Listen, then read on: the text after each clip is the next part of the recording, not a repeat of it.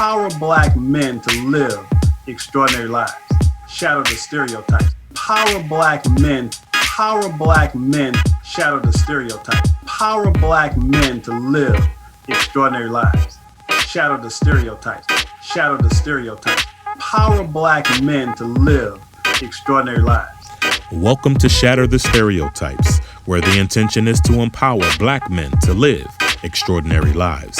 This show is based on the simple idea that every Black man is capable of creating inner peace, dynamic health, great relationships, and financial abundance. Therefore, we provide insights and strategies to educate, motivate, and inspire Black men to reach their full potential and create the life of their dreams.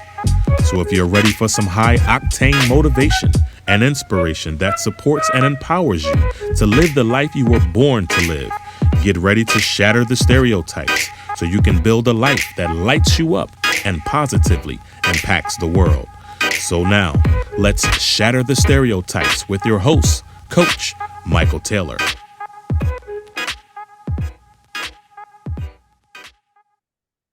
Hello and welcome to Shatter the Stereotypes, where my intention is to empower Black men to live extraordinary lives. You see, there's never been a shortage of Black male role models. There's only been a lack of exposure of those role models in mainstream media. So my intention is to showcase and highlight Black men who are doing remarkable things in the world. You see, contrary to mainstream media, it is my belief that Black men are actually thriving and experiencing unprecedented levels of success in the world today. And my goal is to showcase and highlight Black men who are blazing new trails in all segments of society.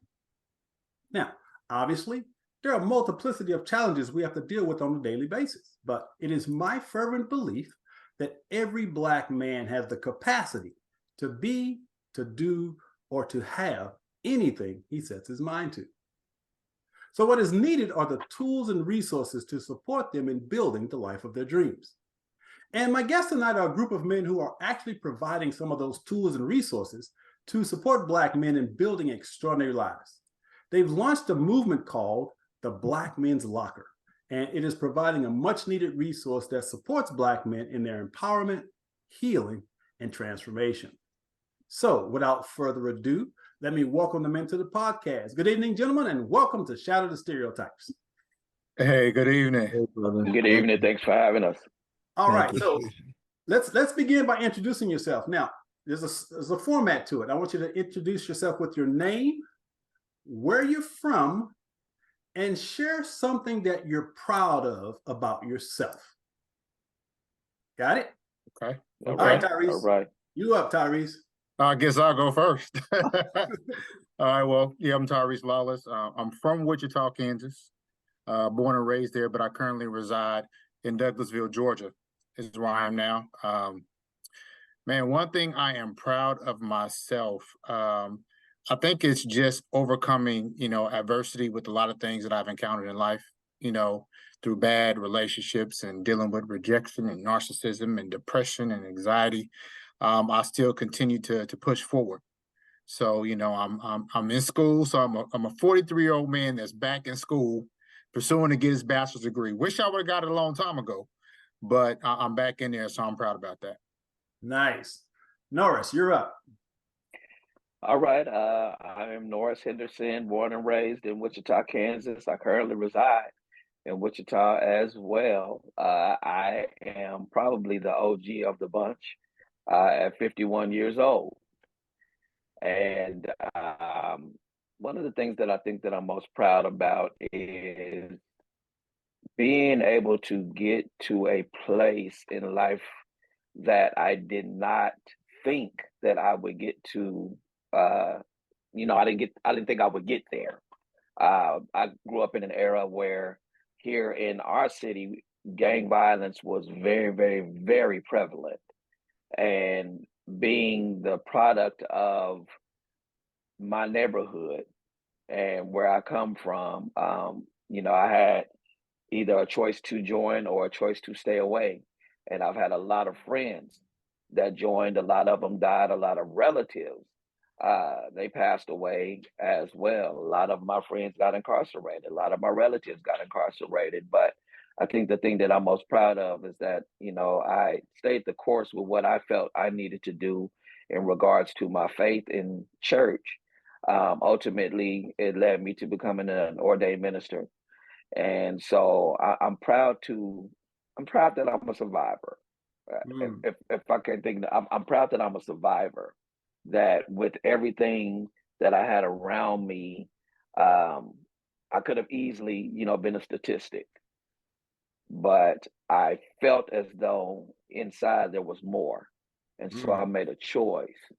And because I made a choice to not involve myself and not allow myself to succumb to my surroundings, I was able to, do something better and bring my life to a different place. And so I'm proud of that. kudos to you. Marlon. Appreciate it.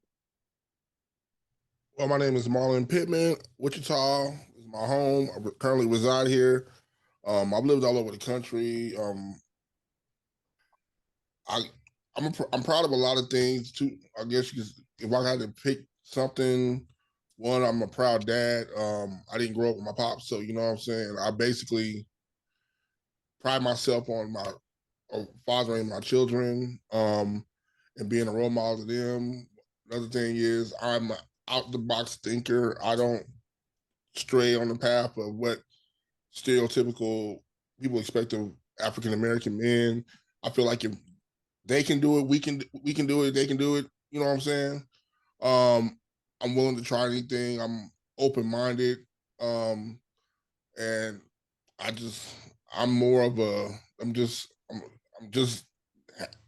just glad that I guess I'm glad to just like Nora said. We had a choice between the street violence and whatnot. I chose the fork in the road. I went straight, basically. I didn't go path. I felt like I can choose my own path in life, and that path involves me being a father and trying new things, which my children are following on my path too, because they don't do stereotypical things that people do too. So it's like, so I feel like just opening up new ideas to people, um, kind of shows the world, especially in our city, that there's more out there. There's more than just Yeah.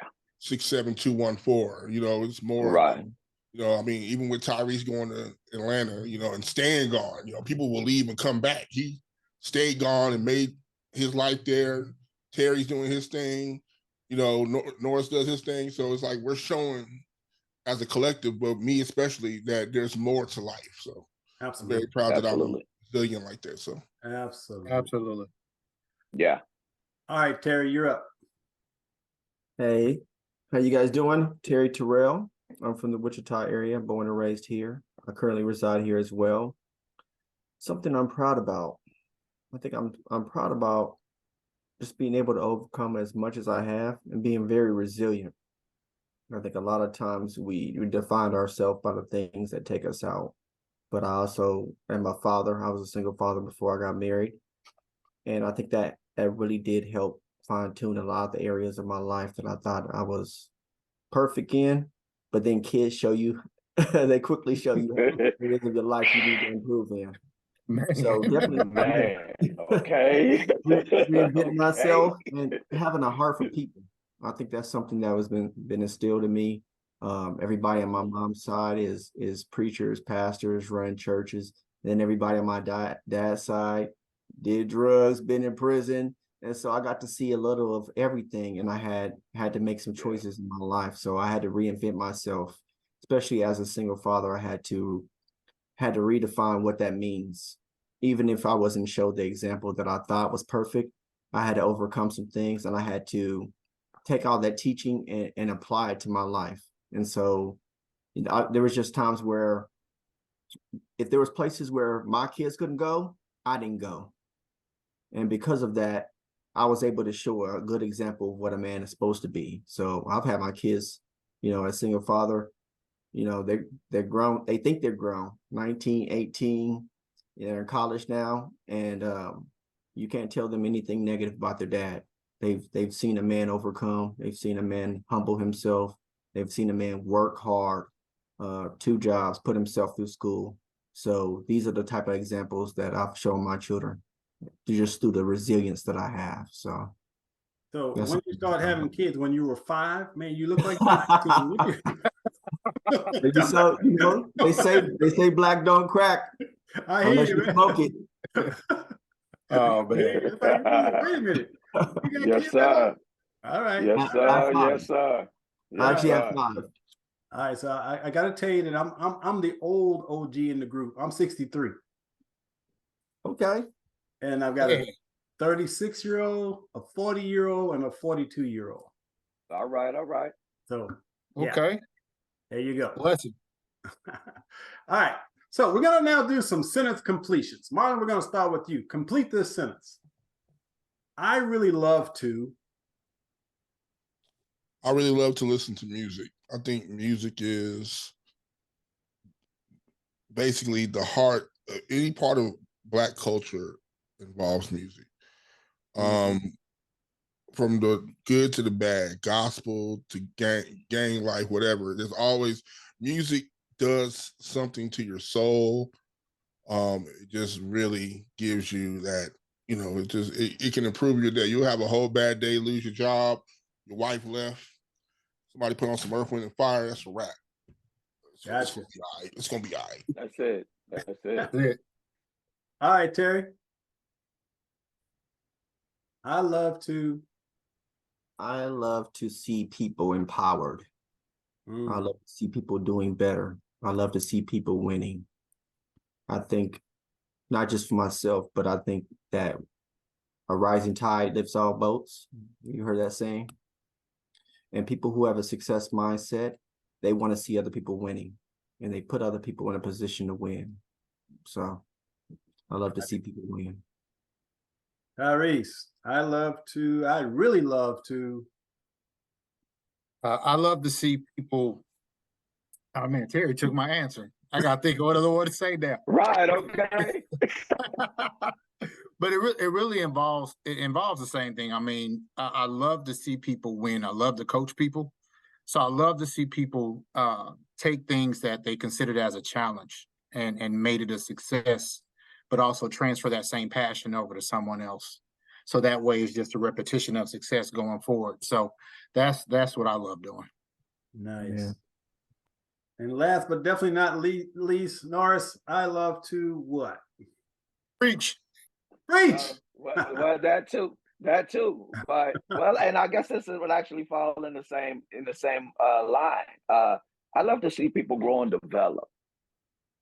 I love to see people get to a place again that they never thought that they would ever be at, that they would ever get to. I love to see,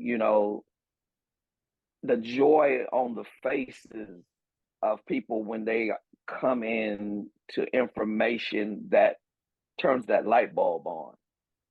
And so, with preaching, I'm able to do that because, of course, when we preach, when you preach accurately, it's line upon line, precept upon precept. You don't do a whole lot of imaginary stuff in there like some people. Let's just leave it at that. But at the end of the day, I think just being able to give them information that will not only help them spiritually, but put it in a practical way where they're able to take it home and use it in their everyday lives. And that light bulb coming on for them, it's almost like you can hear a person say a thing and what they're saying is for you. And for whatever reason, you don't really grasp it. But then when another person says it, and it might be a slightly different way that they say it, that light bulb comes on and it's like, oh, that's, yeah, And so I really love those moments, seeing people enlightened and coming into a place in an area of knowledge, and getting answers that they need for their lives. Gotcha.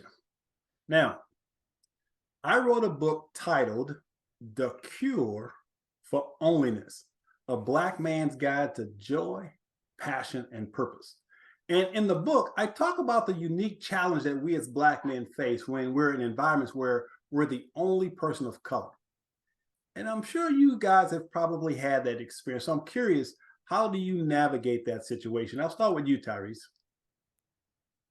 Well, it's interesting that you said that because I've been in that position, been in that Right. position before, and for me really to navigate that, I didn't steer from who I am as a Black man. I presented them who I am as a Black man, and I didn't stray from that. You know, I spoke passionately and accurately in the things that whatever we were handling within the business at that time. But it's all about being yourself. You can't be nobody else. You can only be you at the end of the day. And I think sometimes we lose ourselves when we try to be who we're not. Yeah. So in that Right. situation, that's what I personally did was I'm me. I'm Tyrese. I'm this Black man with Right. this salt and pepper hair and this gray beard. That's me. That's who I am. So What it Gotcha. is. All right, Norris, how about you? How do you handle that situation? You know, I would almost echo the same sentiment. You know, just being who I am. You know, as a person, you know, that I work in a corporate America type of a setting. And so with what I do, being the leader and being a minority, you know, you have a lot of people's eyes on you. And so at the end of the day, just like Tyree said, you know, I'm me. I'm who I am. I know my stuff. And so if it gets to a point to where, you know, and you know, I mean, if anybody that's ever been in this situation, you always have that one or two that like to really try to call you to the carpet, you know, for lack of a better term. They really want to like test you and see what you know.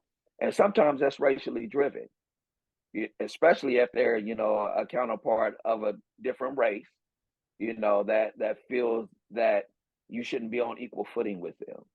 And so for me, at the end of the day, hey, I can be just as articulate. I can get my thoughts out just like you can in a very professional manner.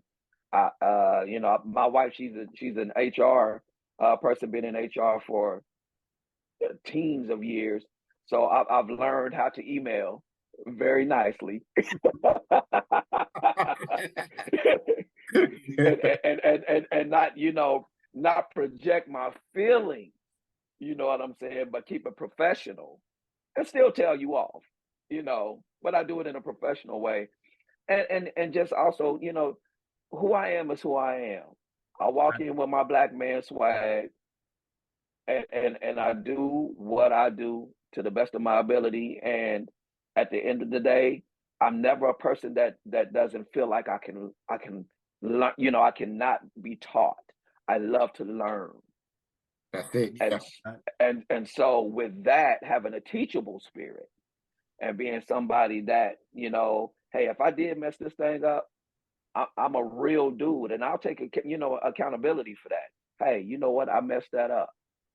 What can I do to better this?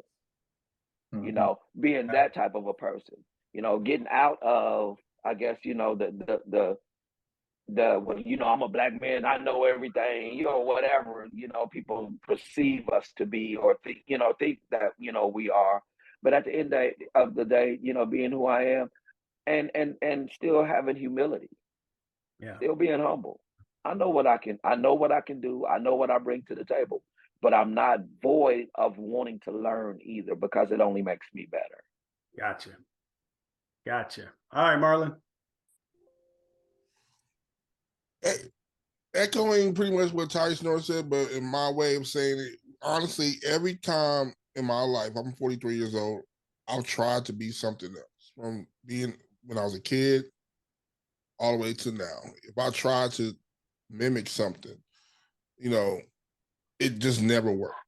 But when I'm myself, when I do me, everything good happens. Friends, um, monetary, anything that you like, you have to be yourself. I mean, I listen to a lot of rap, you know, old school. And one of the things back in the day was you had to be yourself.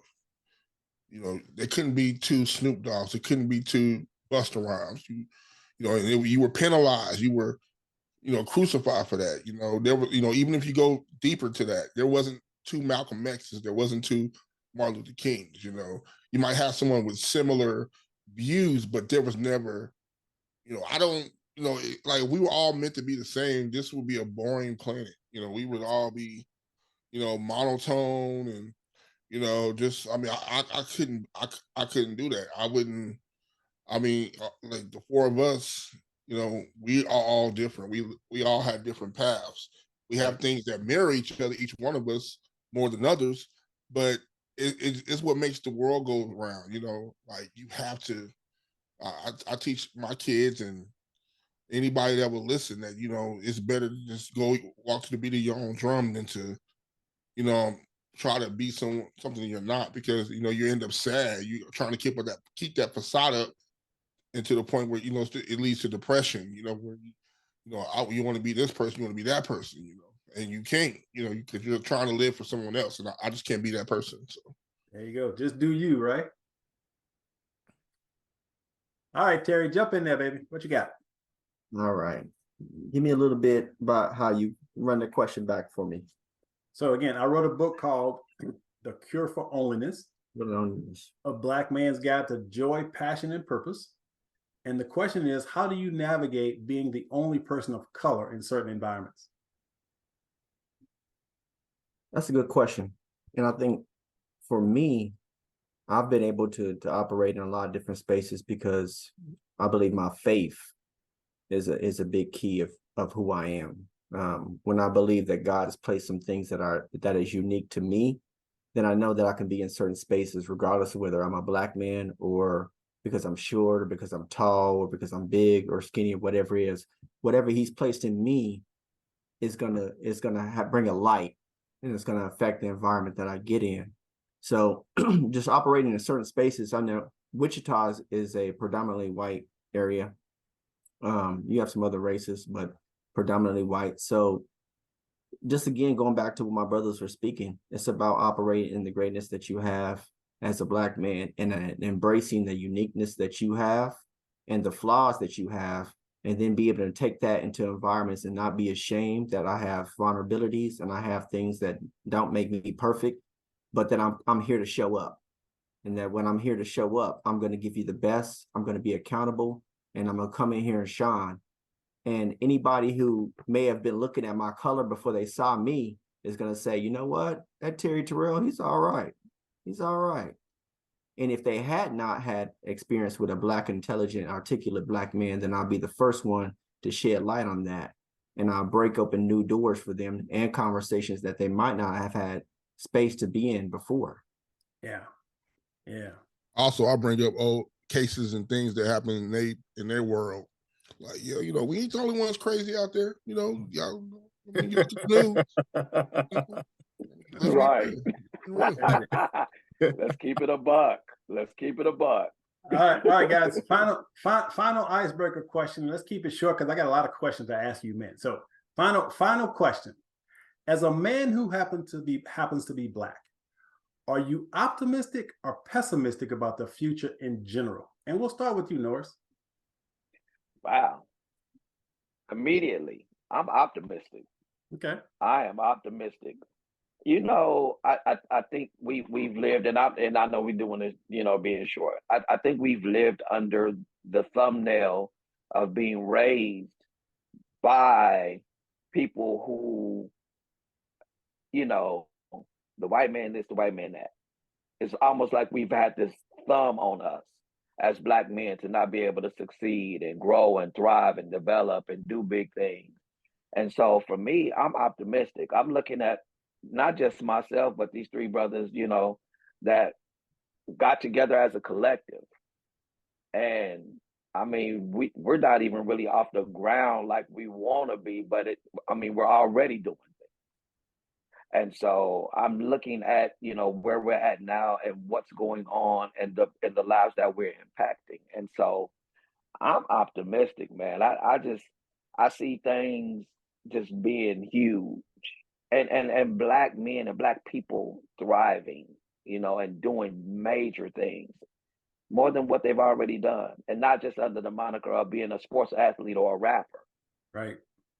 you know what I'm saying? But being people like us, who have, goals, ideas, thoughts, and passion and compassion for people. So, Absolutely. yeah, I'm optimistic. I'm All right. optimistic. All right, Marlon, jump in there real quick. I was born in 1980. Our generation was the best of all worlds. We're old enough to remember things like 8 tracks and things like that. And we came in with computers, all this technology and stuff. I will always be optimistic about what we as Black men can do, because like, even though things happen, we're prepared to deal with it a little bit better than back in the days with my mom and my grandmother, and they deal with. My family comes from Mississippi, so like my grandmother, that was one of the things she instilled in me about racism, and what could happen, in my skin color and what it means to certain people. So, but the things that we have look forward to. I mean, we just had a Black president, bro. We got like so many people in office now. We got towns that got all Black sheriffs and businessmen, millionaires, billionaires.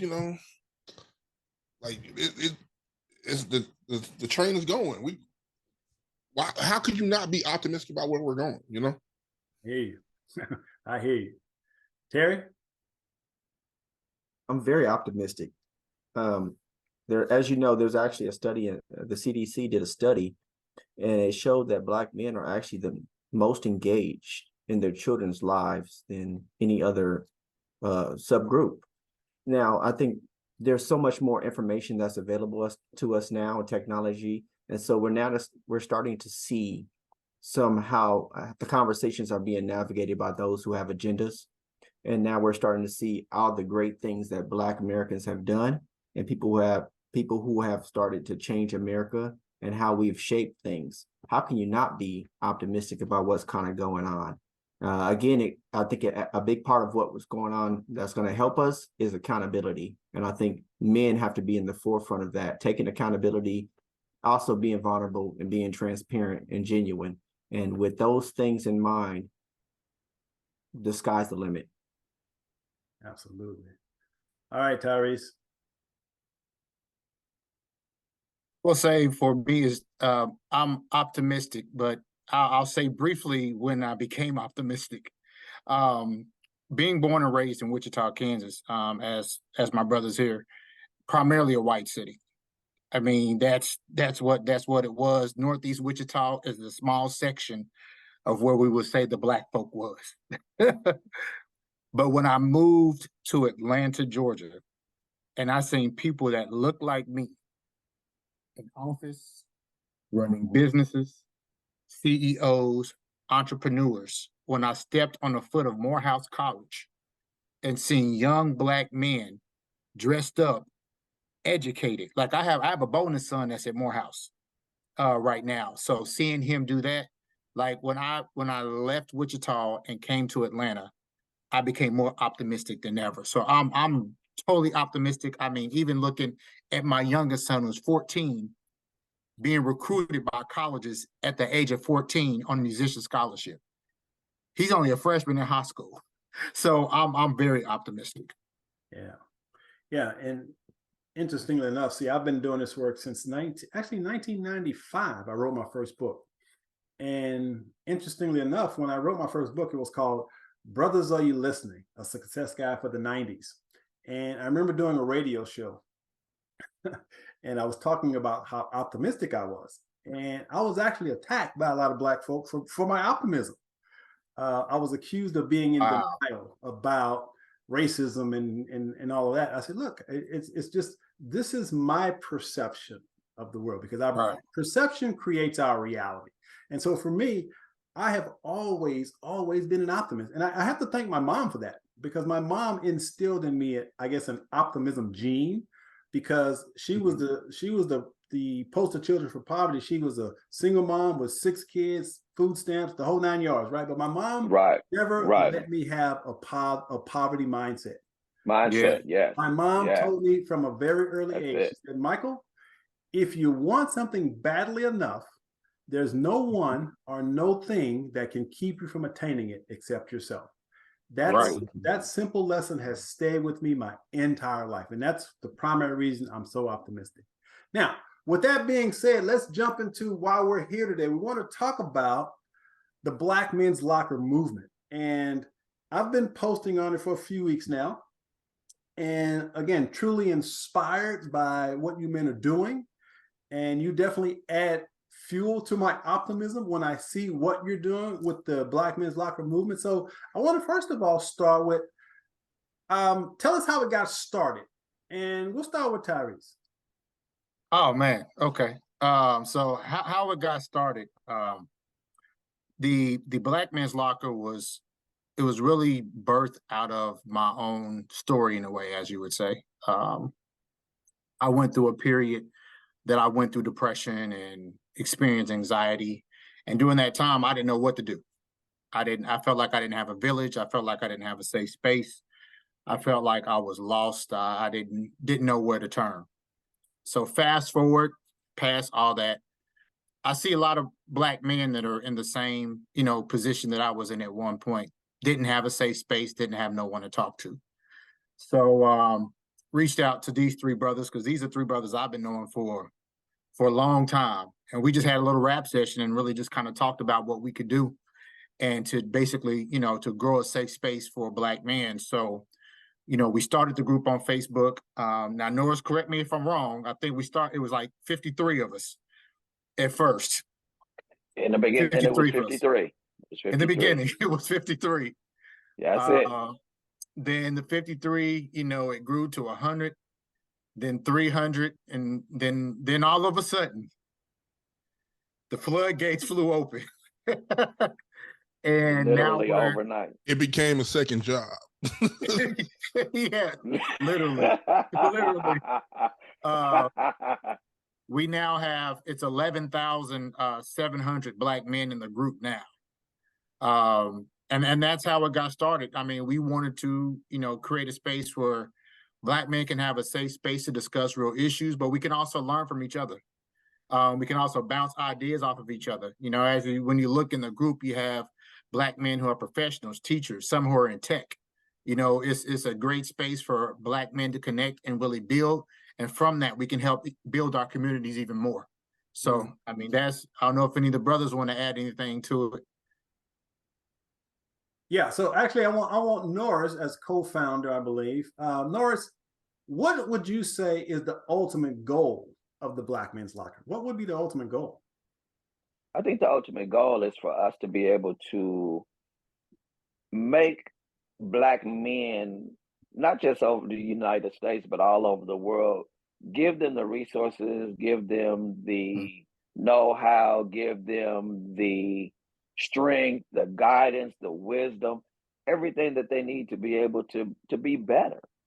I mean, and that's in all points of the man, mentally, physically, spiritually, financially, and socially. We want to be able to be just, a small, portion of them just being able to come to a resolve within themselves, that at the end of the day, no matter what, no matter who, they are Black men, they are necessary, they are needed, they are valued, and with us growing up, a lot of us, we didn't have dads. And so we're not looking to necessarily be anyone's dad, but we want to give them the opportunity to be able to grow and to develop in such a way that it changes the course of their lives. If their lives is going some kind of dark, path, giving them some kind of help, and just being able to be a blessing at the end of the day, be a blessing and be an outlet, as well as a place that they can, get resources, to become better men, become better Black men. Gotcha. That's what it's about. Gotcha. Now, I believe there are only two things that will cause a man to want to change. One is pain, and the other is what I call divine discontent, which is just an inner feeling, an inner knowing that something's just off We may not have a word to describe it. What we just intuitively know something's not right. Now, for me, my journey began because I was in a lot of pain. I'd gone through a divorce, bankruptcy, foreclosure, depression. I was actually homeless for 2 years living out of a car. So it began for me with this intense pain that I needed to figure out how to heal. Okay. So that's kind of how my journey started. So I'm curious, men, what was the trigger for you to do this type of work, this inner work to address whatever issues you may be dealing with? So Marla, let's start with you. Did you have a situation or an experience that caused you to begin this process? As far as the Black Man's Locker, I'll be honest with you, Tyrese dropped this in my lap like out the blue. It was literally a DM, bro. I'm doing this. All right, but as far as my work, just working with anyone in our race, I've always had this thing. I always love working with teenagers.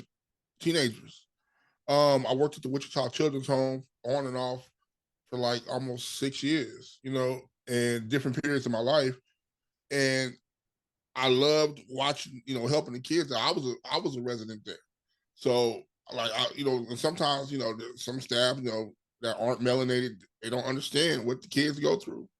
Yeah. And so, and like me, I know the temperament. I know how to, talk to them, and a lot of, being in Wichita, a lot of us, even up until like maybe 10 years ago, we didn't know that there was other options.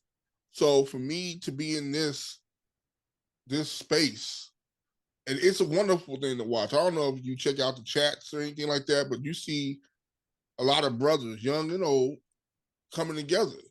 And really, that's what we do. That's, if you think about it, if you sit back and really think about, when you were young and when your uncles and your people come together, they friends, it's just asking questions, giving answers, talking. I mean, you stressing out, man. Man, I lost a job. Oh, we hiring. Come on, put my name in.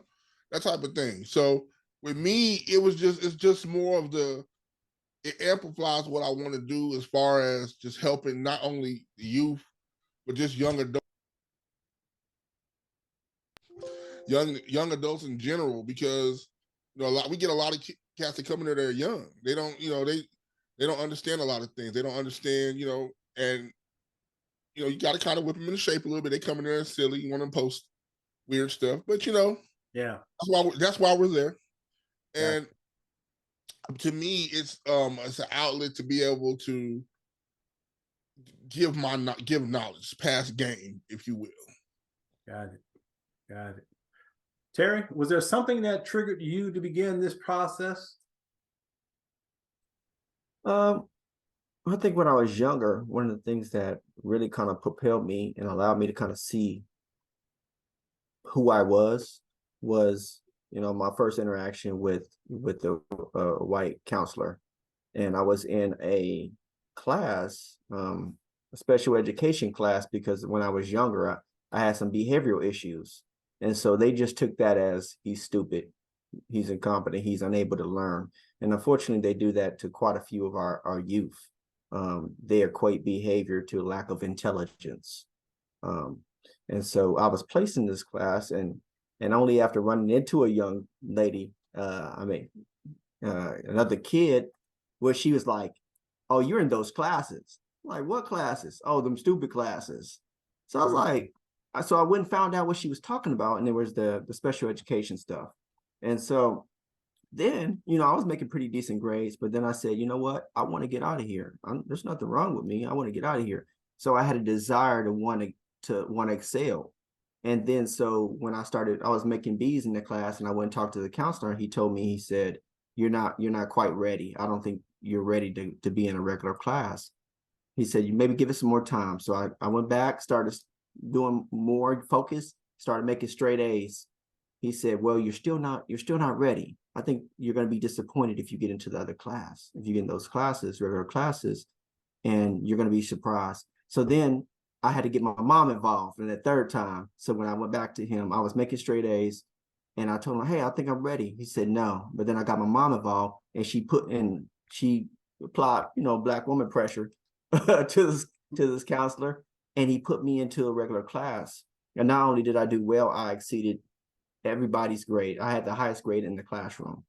So that was at the first point that kind of allowed me to see that I am not the parameters and things that the boxes that people want to put me in.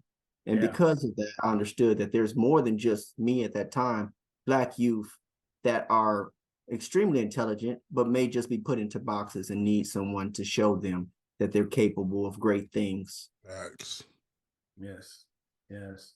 Sorry for the long story, but that's a powerful part that I really do motivates me to show Black representation in this space, a Black mental health therapist. And as you know, I'm less than 10%. I'm a unicorn in this space. And so I just want to show Black youth what this looks like. Gotcha. Tyrese? How do I follow up after that? Right. Right. All right. Throw the question at me one more time, man, so I can get my thoughts together. You actually touched upon it a little bit, but so just imagine before you launched the Black Men's Locker, you mentioned that you had some challenges that you had to deal with. Yeah. So I believe those challenges are what sets the stage for us to begin our inner journey of healing and transformation. So I'm just curious if you'll just kind of share those things that you talked about a little bit, just what triggered you to begin your process of healing. It's what really triggered me is well, this is a story these guys don't know. So they're probably gonna be looking at me like Tyrese. Oh, we got an exclusive. So we got it. Gotta know now. So this is really a true story. I was dealing with depression real bad. And it got to a point to where I literally was ready to let go.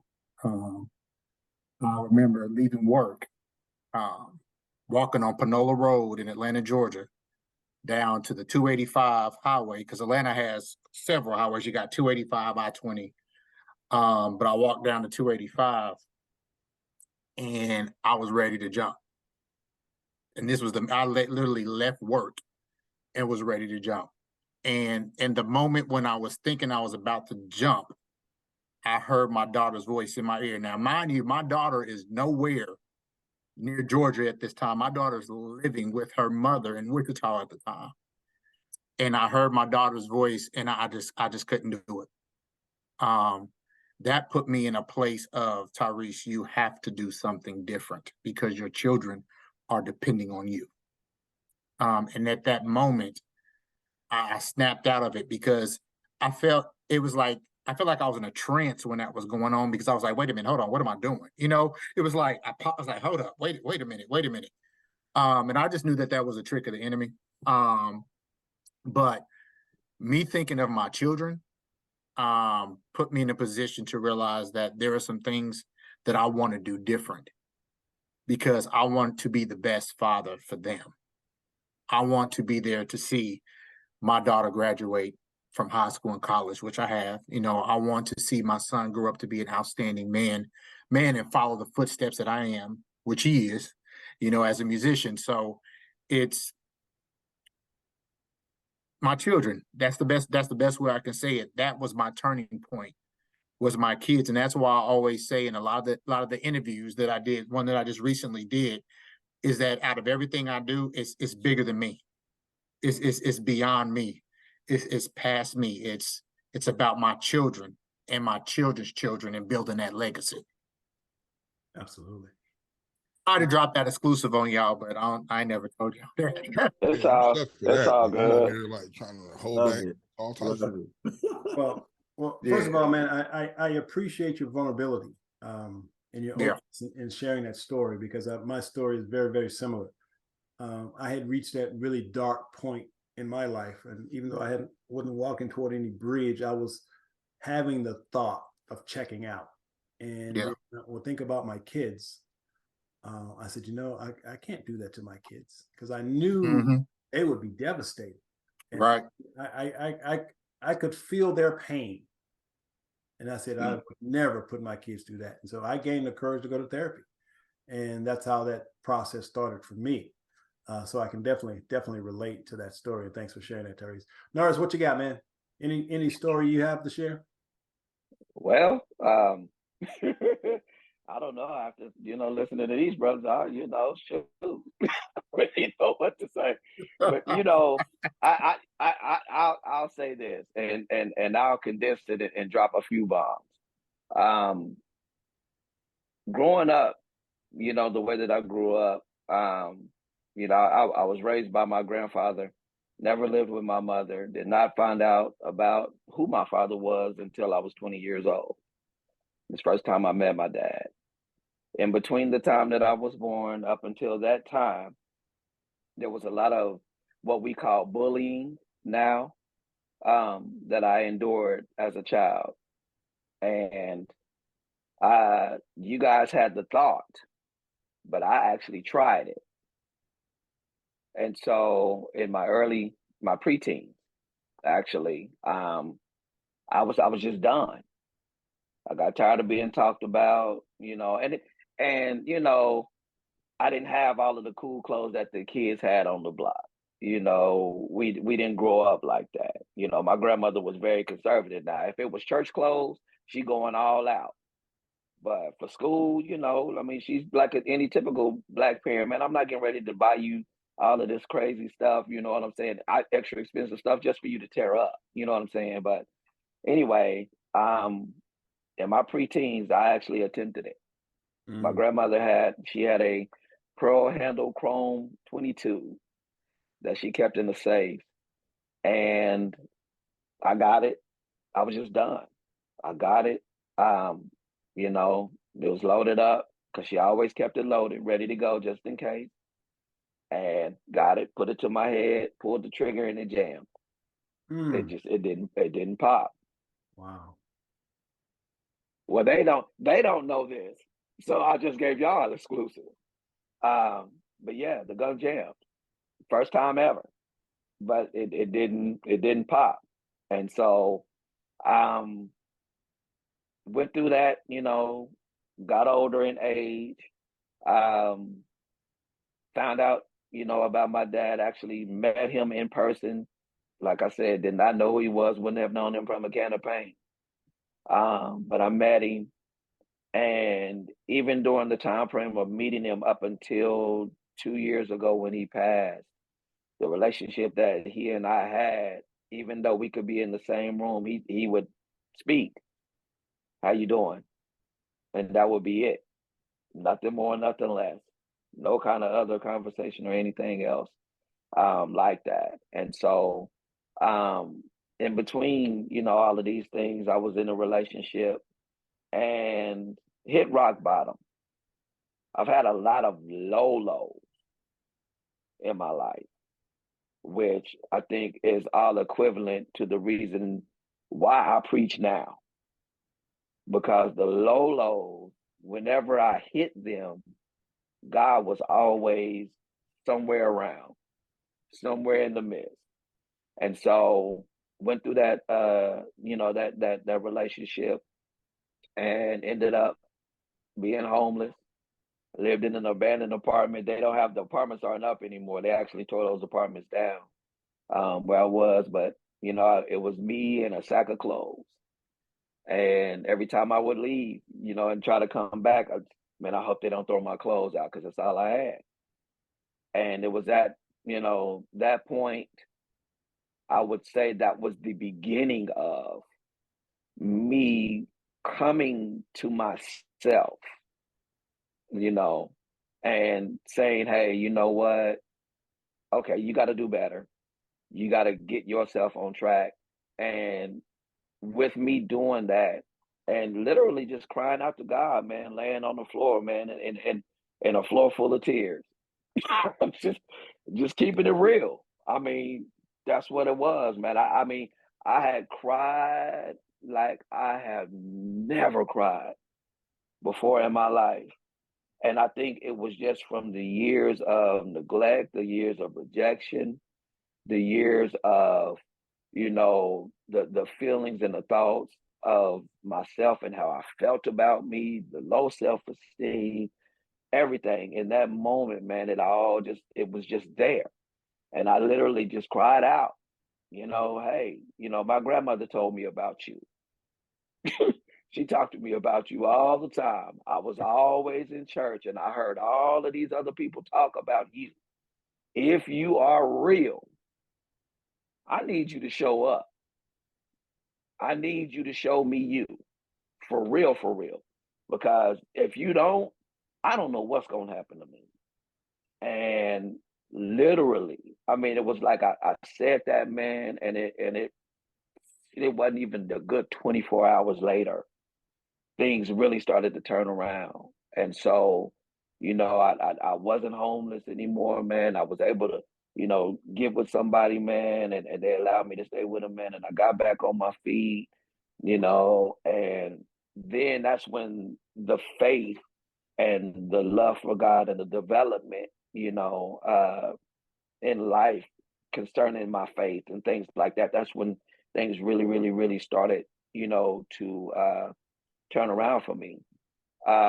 I think one of the biggest things, that was the beginning of the turning point, but one of the major things that I think really pushed me to want to do this type of thing and work with these brothers and really get this going was at the age of 44. I had a conversation with a woman who was previously married to my biological father. And you hear the song Papa is a Rolling Stone. My pops was a boulder, brother. I mean, he, wasn't no stone unturned. Any woman that he felt like he could get, that's what he did. And, made multiple, of us and did nothing.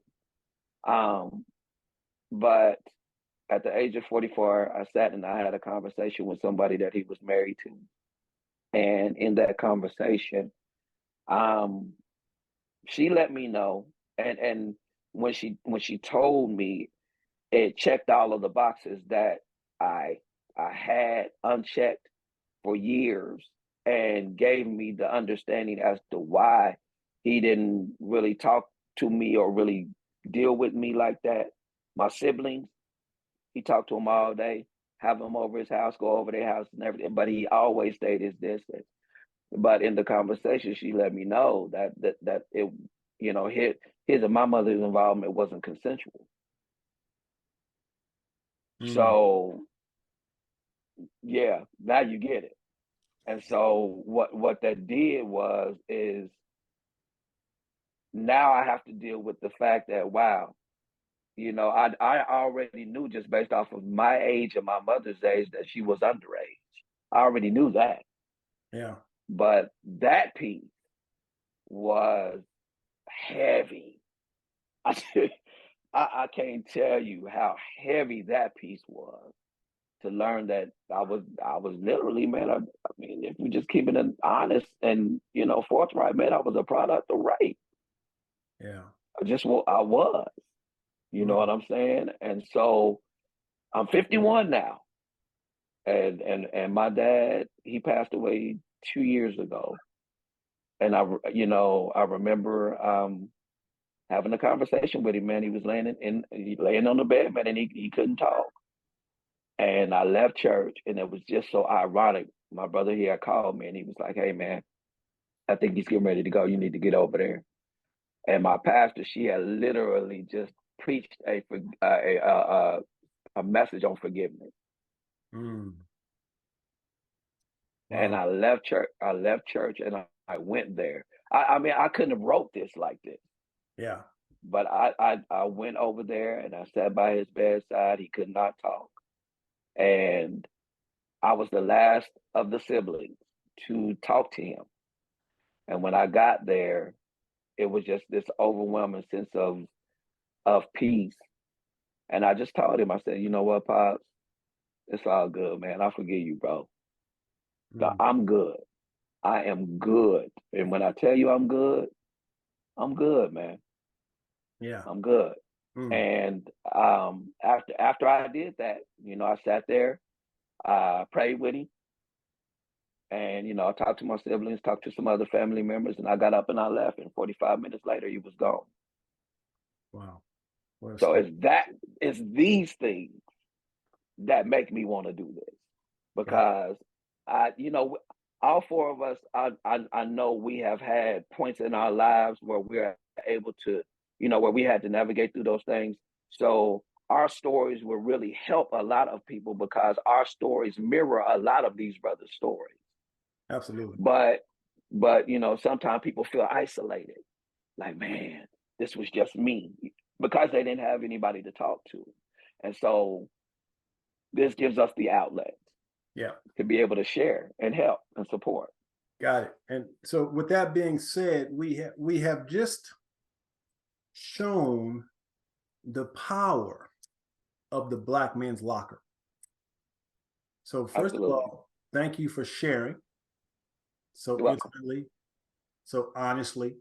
And as you mentioned, there are so many brothers out there who have not had an opportunity to have a space where they can come and let go of all these burdens that we carry around.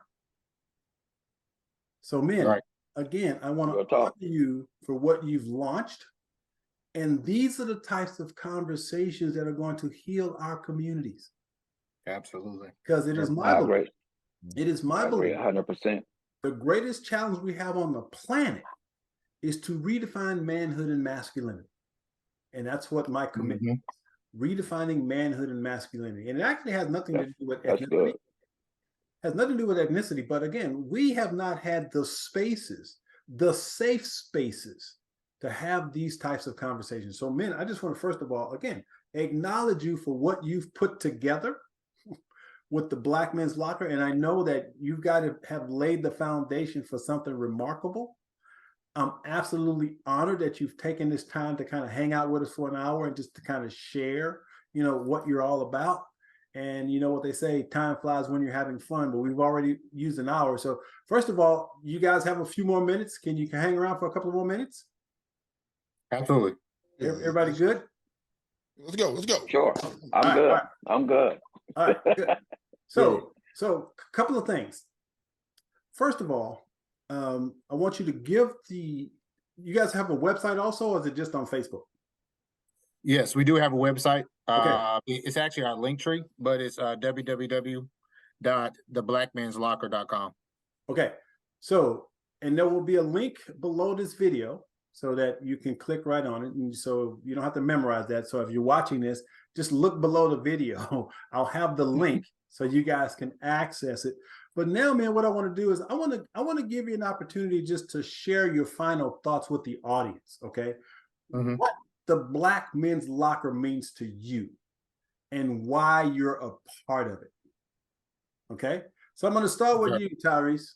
Share with the audience everything. What you got? What the Black Man's Locker means to me is transformation. Using the Black Man's Locker to reach and touch men across the world. When you're in the group, you see men from Wichita, from Atlanta to Philadelphia, to Houston, to California, all the way to Nairobi, to South Africa, to the UK. Mental health is not just a United States issue in Black men. It's a worldwide issue with Black men. So I feel that this space is a great space for transformation, for brothers to talk amongst each other. A safe space with no women. I repeat, no women, but a safe space for us to talk as men and be vulnerable. So many men don't have that safe space, but at the Black Men's Locker, they do. Perfect. Terry. Yes, sir. What it means to me is a positive platform that we put together that allow men to come and get information, come and get experience, and come get the know-how that they may not have gotten from male figures, positive male figures in their lives. And so they're coming in there, and some of them are coming and being vulnerable in this space. And so this means a lot because we're vigilant about keeping this space safe. We're vigilant about making sure that these brothers can come in and have conversations with other men that they may not be able to have amongst their friends and families. And then also making sure that we are keeping the stigma of mental health out of this space. And whether that means that a brother can come in and do an anonymous post, or a brother come in and reveal whatever he's going through, and us have to go in and make sure that that brother is being treated right. Whatever that is, we're dedicated to make sure that this platform is a platform and a space for men to come and feel like they're safe and can have conversations that they can't have else places. So this is huge. It's huge, and we've talked about it before it was even 11,000. We were talking about this when it was 1,500. We were talking about this when it was 2,000, and it's going to grow exponentially. And we're dedicated to making sure that we put the right tools in place, that these brothers, even if they're not on here every day, that they come and get something that they can carry that have changed their families' lives and change their legacy and change their destiny and break chains off of their family. That's it. All right, Marlon, what's it mean to you, sir? Sure. Black Men's Locker to me, it means brotherhood, fraternity, if you will. A space where we don't have to be fake. Whether you're straight, gay, Wichita, Atlanta, Baltimore, New York, wherever you're from, you can come, you can gain wisdom, you can conversate almost I'd say a good, 98% of the posts are engaged, Yeah. And, the chats are probably one of the best things that's happened to us. I mean, you see brothers meeting up with each other. We don't even ask them to. We don't even say, "Hey, man, you should go." No, they're doing this on their own. They're, getting together. The people, they didn't even know each other. They just, met and hung out. I'm just like, and I'm amazed by it. It's just, kind of like how I remember growing up in Wichita, how a lot of my elders were like, my grandpa and his friends. They were, they're his little army buddies. They come together and, they sit in my grandma's front yard and drink beer and listen to music, and they would talk to each other, and in this grown folks conversation. I wasn't privy to everything, but at the same time, it might be, hey, my grandpa's name is Shields. Hey, Shields, time's kind of rough. You got $10 I can borrow until, and my grandpa might make fun of him, but he gonna give him $10 because he, our brother, I know what it was like, or, hey man, I got this offer for this loan. What do you think? And hey, go talk to Smith. Smith knows his business, and man, I wouldn't take this, man. They trying to get you all your money, that type of thing. That's what this reminds me of. Except for this is on such a universal scale that I think all the guys can agree with me that this is beyond. I mean, we expected greatness, but geez, I remember just the conversation when the numbers were going up fast. It wasn't like, okay, this is like, there's groups on Facebook that I'm a part of that they may have these numbers, but it took years. This is something that we did in like less than a year, less than 9 months. And without no promotion. Well, I mean, Tyrese went on talk podcasts and stuff and word of mouth, but this is all word of mouth. This is like, hey man, this is a safe space. Come, they come, they see That's it. real talk. If they like it, cool. If they don't like it, peace. And we don't hold you to it. We got people from our city that we love and respect. They came in, didn't like it, whatever. Okay, that sucks. You don't want to be here, but we about to break the stereotype, if you will. And change the narrative of what Black men are. That's what it is. This is a brotherhood that's not going anywhere. Absolutely. Absolutely. All right, Norris. Well, I would echo everything that everybody else said. And, what it means to me is, I mean, it means empowerment. It means strength. It means vulnerability. It encompasses a lot. And, with what I think, we've all decided, to come together and to create, as all of us, co-founders in our own right, just like Marlon said, I think it far exceeded, what we may have thought initially. Not necessarily that we didn't have dreams and aspirations, but it took off so quickly. I mean, I'll just be honest. Like, we said at the beginning, man, 1 minute we were at 53, then it, jumped up, to a couple of hundred. And literally, I mean, I can remember the day I woke up and it was just like, oh, wow. I mean, just I don't know if something happened in the algorithm or what it was, but the next thing I know, it was like we was at 1,500, and then it was at 2,000, then we was at 5,000. I mean, and it was just growing every day. It seemed like we had, there were days where we had 300, 400, 500 people waiting just to join. And it's been consistent ever since, at least 100 plus people, a day. And so, with this, I mean, it's a movement, and we're not treating it anything less than that. This is what this is. This is a movement. It's nothing that we believe is fly by night. We don't believe that it's something that's coincidental. We don't believe that it's something that just happened by happenstance. We put in work, but like Marla said, word of mouth and us being vigilant, and vigilant and getting the stuff out there. This is what we're promoting. We're not, you've seen some of the Facebook groups, and a lot of them is, especially with like a lot of them that deal with like marriage and stuff for Black people. It's a lot of old mess Hot that's mess. in them, hot mess. But for us, it's important that we give quality content. And whether that be something about relationships, whether it be something about finances, whether it be something about mental health, we've had people that jumped on there, which to us, I think, even proves our theory, even more so on a greater scale. We've had people already that have come in here, a few people actually. Hey, you know what, man? I think I'm ready to check out of here, man. I just need somebody to talk to. Yeah. And we've been there, and not just us four, but I'm talking about brothers from all over the United States. Hey, man, if you need somebody, man, call me. Here's my number. We get inboxes. Hey, man, we got this brother over here. He's saying that that he's needs food, or whatever. He's fell on hard times. He needs some food, man. What can we do to help him? These are the types of things that we don't hear in the news. Yeah.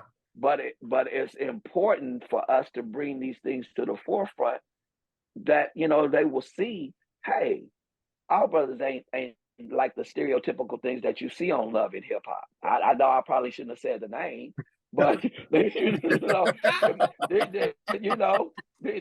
these ain't the stereotypical things that you see on, this hot mess media, that they brought our people, and put on TV and they gravitated to. Our men ain't like this. There's some brothers of substance and some real worth in the United States and in the world as a whole, man. And that's, you ask, why did I want to be a part of it? Why, this is why.